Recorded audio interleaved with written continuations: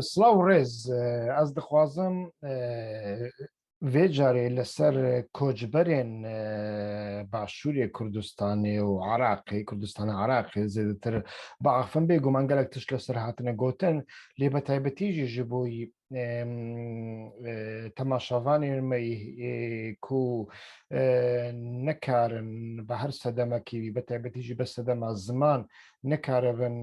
çapameniya serbixwe û sosyal medyayê Başûrê Kurdistanê ya sora zararê soranî bişopînin ez dixwazim hinek agahiyên nû bidim ku nehatin nebehs kirin û dibe ku hinek çapemeniyên din bi şaşetî behs bikin û ew mesele bi tiştên dinê ve girê bidin. Lê beriya her tiştî gerek mirov vê pirsê ji xwe bike.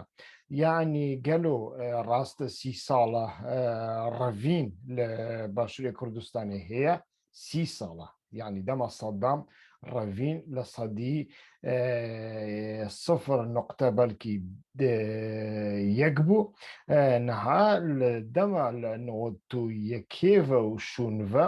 yani revîn li Başûrê Kurdistanê zêdetirî bûye û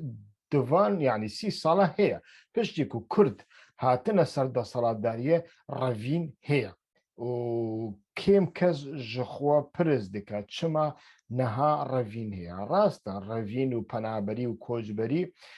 meseleyekî cîhaniye meseleyekî ne tenê girêdayî Kurdan e lê çima li Başûrê Kurdistanê 30 sala hikûmeta Kurdî heye û 30 sala revîn heye û di 30 rojên dumahiyê de çima ew revîn du qat û sê qat zêdetir dibe. Yani herkes dizane daristanên Lîtwanya, Belarûs û Polonya ciyekî gelekî sar e, berf e,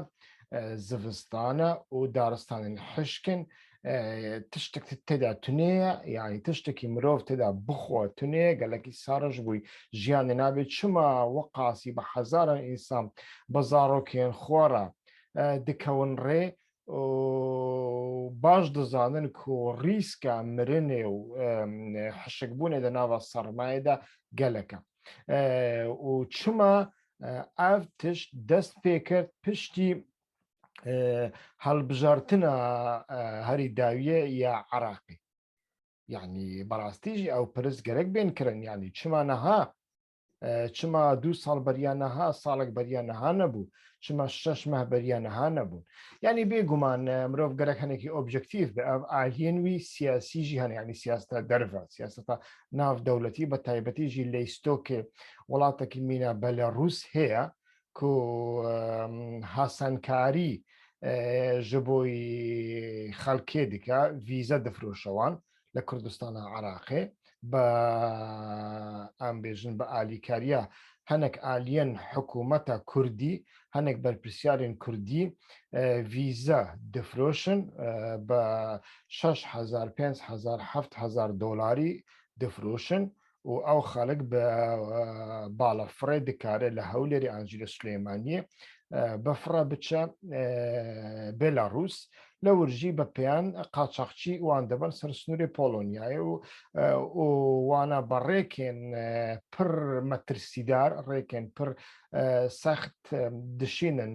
Polonyayê li Polonyayê jî piranî yani li sedî 99 tên girtin tên hepiskirin û wana cardin vedigerînin snûrê Belarûs. Belarûs bêguman welatekî dîktatör e welateke diwar Yekîtiya Ewropayê cezayên cor bi cor li ser wî dînan e welateke mafê mirovan pêş şêl dike loma jî taktîkê Erdogan دووبارە dike li hemberî Yekîtiya Ewropayê ew jî kartên penaberan in. Ew penaberkîne piranî penaberên Kurdên Başûrê Kurdistanê ne. û li Başûrê Kurdistanê de me got yanî ew lîstok hene lê li nav xwe de jî li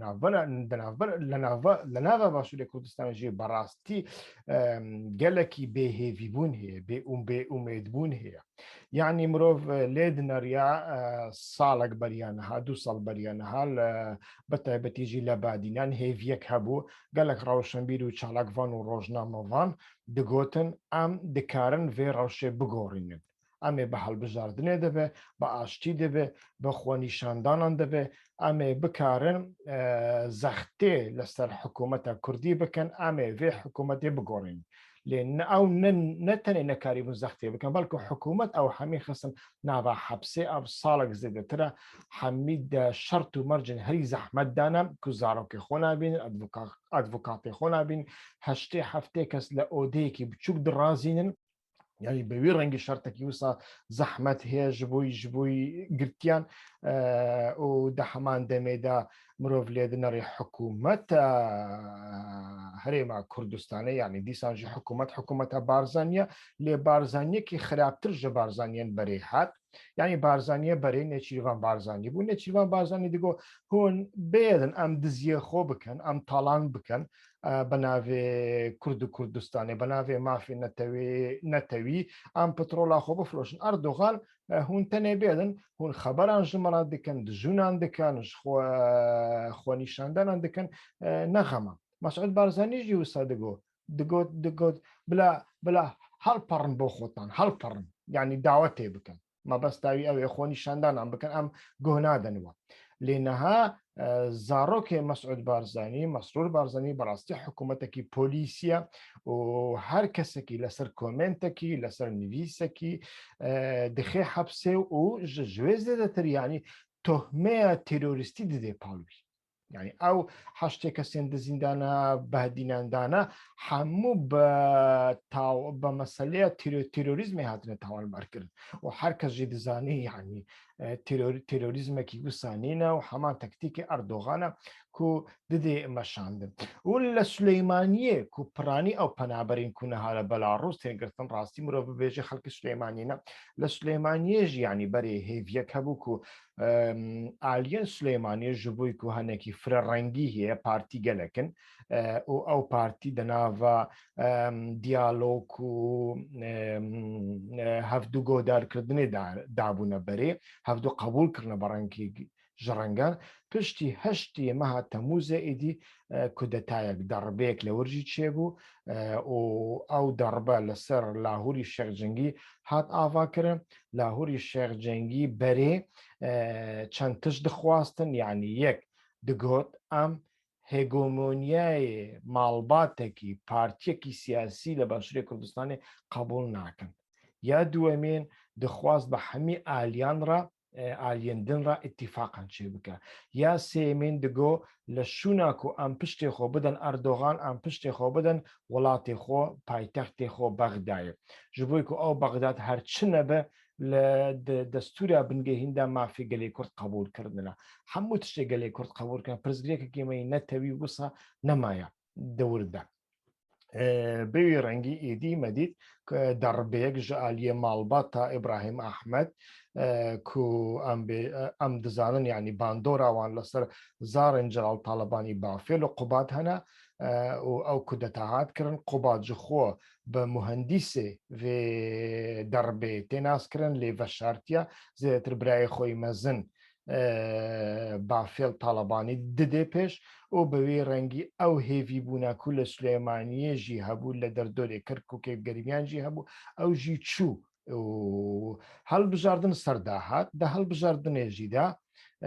ئیدی میلەت بەخۆ بێهێوی بوو نەدزانی چاوا بکە و داویە بڕیاردا کوونەچە سەر سندوقی دەنگدانێ یەک و نەچون سەر سندوقی دەنگدانێکی بوون کەسێن ئازادی خواز بوون کەسێن کو ژە تاڵانیا ئابوووریە کوردایەتی پایە خۆ نەگرتە بوون پایە خۆ نەگرتە بوون زەرەرکرد بوون و بە تایبەتیژی گەنج نەچون سەر سندوقی هەڵبژاردنێ وێ دەمێ هەنێک ئالی هەنە بە تایبەتیژی پەدەکە و پەرەیەکی وی زێدە هەیە دەکارە ئالیگرێن خۆ بشینی سەر سندوقی هەڵبژاردنێ و ژغێنی وێژی پەدەکە هەر کەسی زووتر لە ئیستۆکێن هەڵبژاردنێ فێم کردی و فام دکە بە تایبەتیژی هەڵبژاردنە vێژارێک و هەڵبژاردنەکی هەم ئەلکترۆنی بوو هەم بازنەیی بوو پەدەکە کاری بوو دەوارەی تەکتیکیدا فام بکە کو ئەو مەسەلە چییە ئالیەکی دنێک و خەڵک دەنگێ خۆ نەدا ئالێندن یەک و ژ دەروێ پەدەکێ دەنگێ خۆدا ji بۆی و ئەوانە وەک پەدەکی دفکرێت یعنی جودابوونێکی وانی بە پەدەکێرا دەوارێ ڕامان دەوارێ خیتابەتدا دوارێ پراکتیکدا دوارێ ئەخلاقیدا دوارێ سیاسیدا زێدە نینە هەموو ئالیژی مینە پەدێکی دفکرن یعنی تشتێکی وانی زێدە جوداتر بە بە پەدەکێرا نینە تەنێ ینی دەبێژن بلا دزی نێمینێ گەندەڵی نێمی تاڵان نێمینێ لێ تو مەسلەیەن جەوهریدا بە پەدەکێرا لە هەفتەکەی لە هەف ناکەی بێگومان لە هەفتەکەن ئەزێ پشتا هەنێکی وەرم سەر vەیەکێ یعنی vانە هەمی وساکردن و vê carê îdî ew rev li welat rev li niştîman rev li Kurdistanê gelekî zêdetir bibe û bi qasî ku her kes dizane ew reva vê carê revekî gelekî metirsîdar e yani lê mirov yani em li sosyal medyayê wane dibînin yani dibêjin em dixwazin li bin postalê eskerekî Lîtwanî û Belarûs û Polonî dabin ji me re xweştir e ji çewsandinên Kurdan yani ev tê famkirin û ji wê zêdetir yani sê parçeyên din hene ya Kurdistanê hêjî nehatine rizgarkirin yani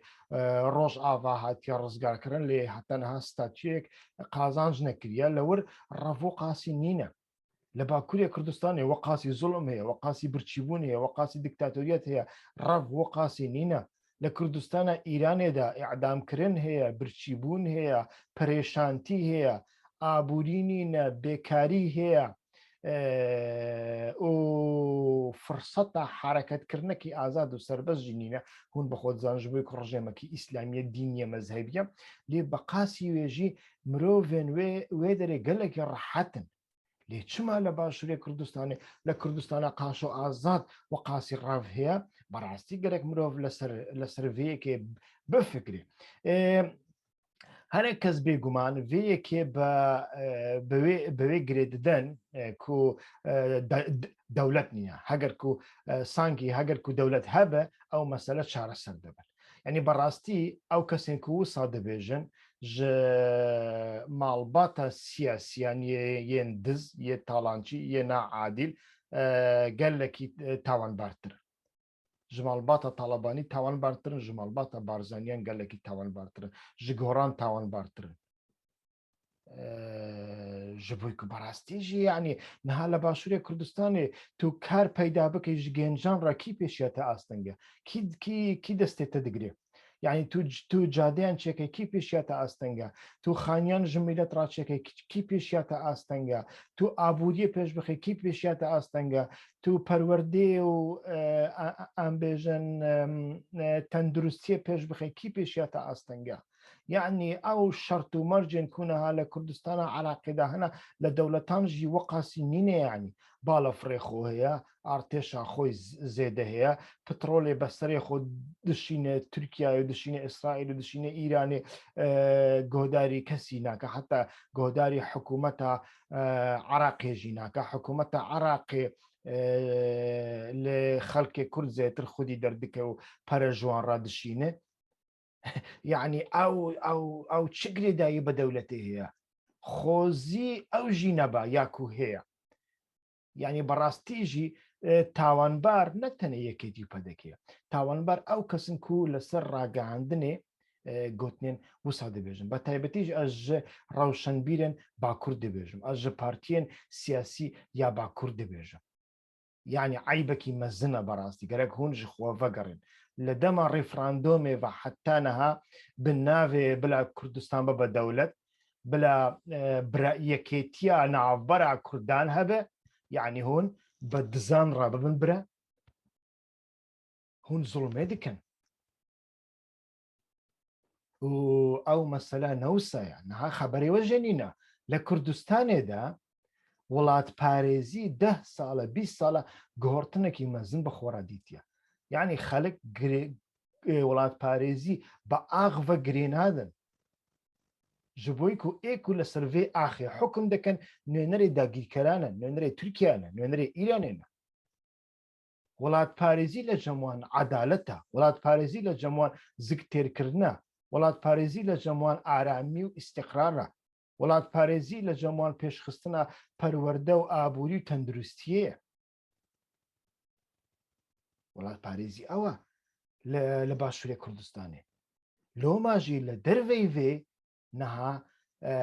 لەسەر هەر ئاخەکی لە هەر وڵاتێکی ئەو تش هەبن، نان هەبە، ئازادی هەبە، سەربەستی هەبێ و خۆ پێشخستن هەبێ، ئیمکان هەبن لەور ئەو لە وڵات پارێزی دیگەڕێن، ئەو لە پۆلۆنیای لە بەلەڕوس لە وڵات پارێزیە دیگەڕێن، نەرە کوردستانە عراقی یا ئازاد. لۆماژی گەرەک سیاست مەدارێمە گەلک ڕەوشنبیرێمە هایێوان ژوێ گۆهرتنە سۆسیۆلۆژیک نینە تێن سەر تەلەڤیزیۆنێ پزگرێکا کوردێن باشوور وڵات پارێزیە یا پزگرێت تاتە وڵات پارێزیە تو نە وڵات پارێزی تو ji bo nako çend dînaran ji wan bistînî tê ser ragihandinê gotinên wisa bêmana û bêxîret dibêjî. Behsa dewletê dike, behsa wê yekê dike qaşa Ereb dixwazin federasyonê ji Kurdan bistînin. Yani berastî jî ew tiştên bêmana ku hinek rewşenbîr dibêjin pir xirab e. Welatparêzî ne ew e. û li ser bingeha welatparêzî jî siyasetkirin gelekî xelet e. Ez mînekek ji we re bêjim. Partiya Karkerên Kurdistanê PKK 30 sal li Başûrê Kurdistanê siyaset dike. Siyaset dike belê dike. Partiya wî hene belê çend partiyê wî çêbûn heta niha jî hene. Artêşa wî jî ye, siyasetmedarê wî jî hene, saziyê wî ragihandinê jî hene. Lê ji bo ku li ser bingeha welatparêziyê siyaset dike li helbijardinê de bi 4 kandîdan 1300 denganîn zêtir neanî. Tenê PKK berê bexwe digot û herkes dizane 5-6 gerîlayawî hebûn. 5-6 gerîla dike 5-6 aîle. 5-6 aîle beriya 20 salî niha dike çend? Her yekî pencan li ser ziyad bike ji bo ku Kurd gelekî zarokan çê dikin dibe çend hesab bike. Çima 1000 deng anî? Ji bo ku li ser bingeha welatparêziyê harin kevrekî bavêjin Qereqolê tenê behsa kîmya salê bikin, tenê behsa hatina eskerên Tirk bikin boî ser sinûr lê edaletsizî heye, rojnamevan tên girtin û tên kuştin, xelek tê birçîkirin, petrola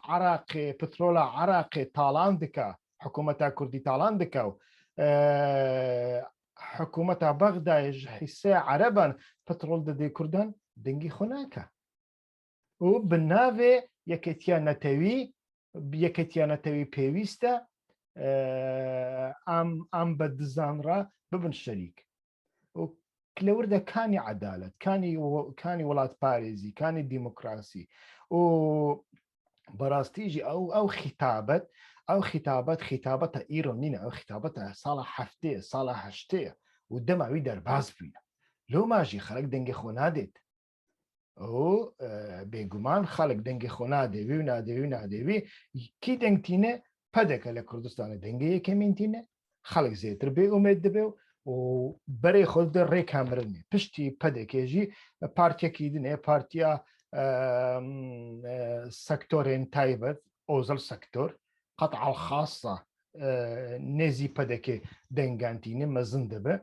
كو حارت شوي لسر أساسي بريانا چند قاچاقچی بهاورا لهفكرنا إيدي هر سال خزمكي خود دكن أندامي برلمانتوي و فكركي وان جبوكو من قوت بارتيا كرتي تايبتا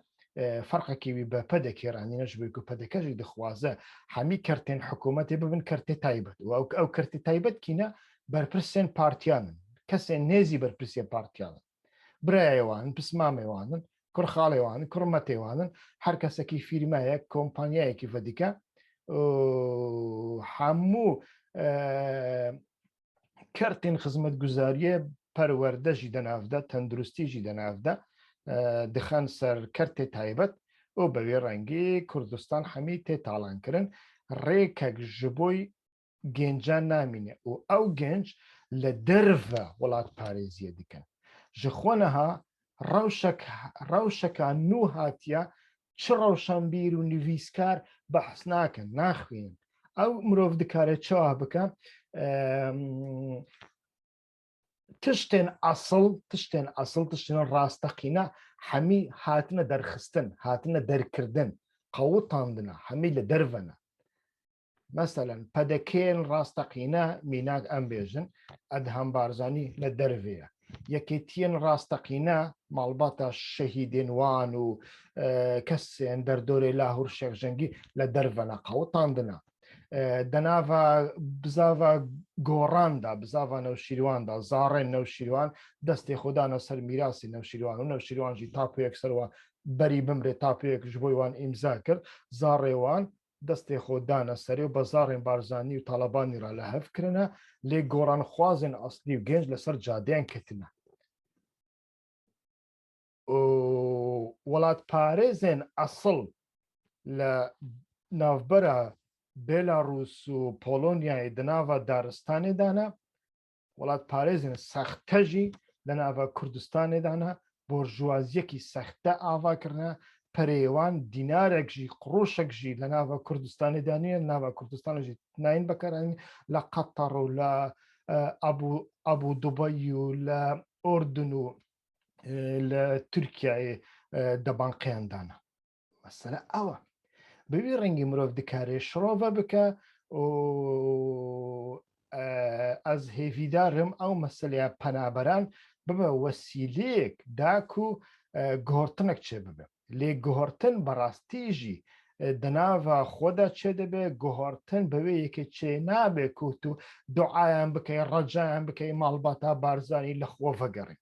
ئەو نەکارن لە خۆ vەگەڕین ممکن نینە یعنی گەل من گەلە کەسێ نێزی مەسعود بارزانانی و نێچیر بارزانانی و مەسرور و ماڵباتە تاالبانیژی گەلک جارنە دیتنە و من ئەو پرژوان کردە ئیمکانێ vەیەکێ هێ ئەو لە خۆ vەگەڕین دەبێژن نەخێر لە کۆنتترۆلدا دەرچووە یعنی مەسلەیەک بوو مەسلەیە مافیا نەکارە کۆنتترۆل بکە نا تورکیاشی وسایە یعنی ئەردۆغان دکارە ڕۆژێکی لە خۆ vەگەڕێ باش ببە ممکن نینە دەست دەرکەتی حەت شتێک کۆنتترۆل دەکەتە یەک چارە سەریەوی هەیە ئەوژی ڕووخانە لۆمان بەڕاستیەژی ڕەوشەنبیری و وڵات پارێز و ڕۆژنامەڤان و پارتیەن سیاسی و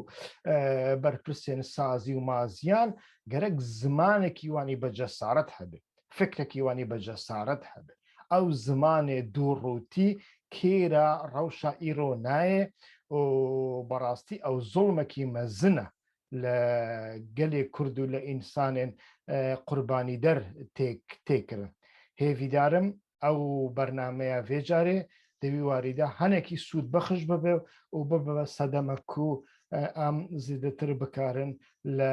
حەقیقەت و مەسەلێن جەوهری نێزیک ببن سلااو ڕێز هیوە خۆشناو